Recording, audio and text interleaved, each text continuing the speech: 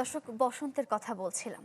রাজধানীর আগারগাঁওয়ে মুক্তিযুদ্ধ জাদুঘরে বসন্ত উৎসবের আয়োজন করা হয়েছে। আমরা সেই খবর জানবো। আমাদের সঙ্গে যুক্ত হচ্ছেন সহকর্মী জুম্মাতুল বিদা। বিদা, বসন্ত এবং ভালোবাসা দিবসের শুভেচ্ছা জানাই। আপনি আছেন মুক্তিযুদ্ধ জাদুঘরে, কেমন দেখছেন আয়োজন এবং কারা কারা থাকছে আয়োজনে আমাদের জানাবেন। ডেন্টিস্টের পরামর্শ নাও নতুন কোলগেট অ্যাক্টিভ সল্ট।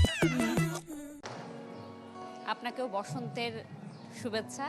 বসন্তের শুভ বার্তা নিয়ে একেবারে সকালেই শুরু হয়েছে যে চিরচেনা আয়োজন বসন্ত উদযাপন পরিষদের এবারের বসন্ত উৎসব। আর সেখানেই আমরা রয়েছি সকাল থেকে।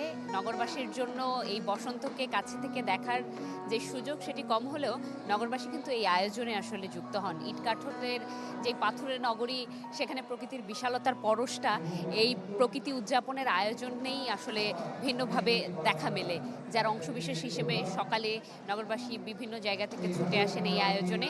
একই সাথে আয়োজনে অংশ নেন বাংলাদেশের বিভিন্ন জায়গা থেকে আসা সাংস্কৃতিক সংগঠনের শিল্পীরা, এবং সেই শিল্পীরা নিজেদের জায়গা থেকে তাদের পরিবেশনা তুলে ধরেন। সকালে সঙ্গীত, উচ্চাঙ্গ সঙ্গীত এবং যেই যন্ত্রসঙ্গীত সেটি পরিবেশনার মধ্য দিয়ে শুরু হয়েছে এবারের বসন্ত উৎসব 1432-এর আয়োজন।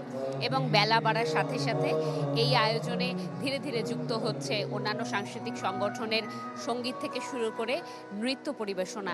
একই সাথে বরাবরের মতো যে বসন্ত কথন, সেটিও আসলে এই সংক্ষিপ্ত পরিসরের আয়োজনে থাকছে বলে আমরা জানতে পেরেছি।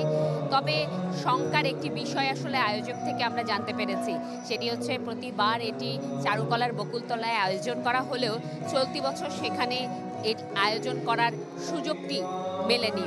অন্যদিকে চারুকলার বকুলতলার পরবর্তী সময়ে করোনার আমরা দেখেছিলাম এই আয়োজনটি ঢাকা বিশ্ববিদ্যালয়ের উন্মুক্ত মঞ্চ করা হয়েছিল। সেখানেও আয়োজকের পক্ষ থেকে কথা বলা হয়েছিল, চেষ্টা করা হয়েছিল এই আয়োজনটি সেখানে করার জন্য, কিন্তু সেখানেও আসলে সুযোগ দেওয়া হয়নি, যার কারণে বাধ্য হয়ে মুক্তিযুদ্ধ জাদুঘরের এই ছোট্ট আঙিনায় কাজ করতে হচ্ছে। এবং এই ছোট্ট আঙিনাকেই এই বসন্ত উদযাপনের পরিষদ রাঙিয়ে নিয়েছে এক টুকরো বাসন্তী বারতার মতো।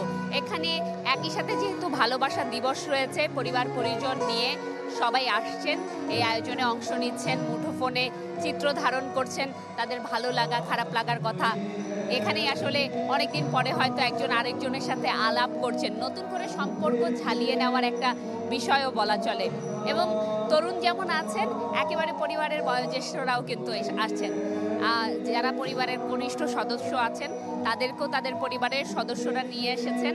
এবং আমরা জানতে চেয়েছিলাম কেন, তারা বলেছেন যে পরিবারের কনিষ্ঠ সদস্যদেরকে তারা মূলত নিয়ে এসেছেন প্রকৃতি, বাংলার চিরায়ত রূপ, কৃষ্টি, কালচার এবং সংস্কৃতি সম্পর্কে যাতে জীবনের একদম প্রথম শুরুতেই তারা জানতে পারে, বুঝতে পারে, এই জন্যই তারা নিয়ে এসেছেন তার পরিবারের একেবারে ছোট সদস্যকে।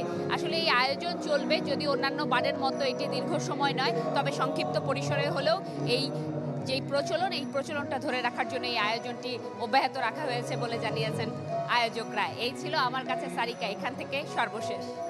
বিদা, ধন্যবাদ আপনাকে।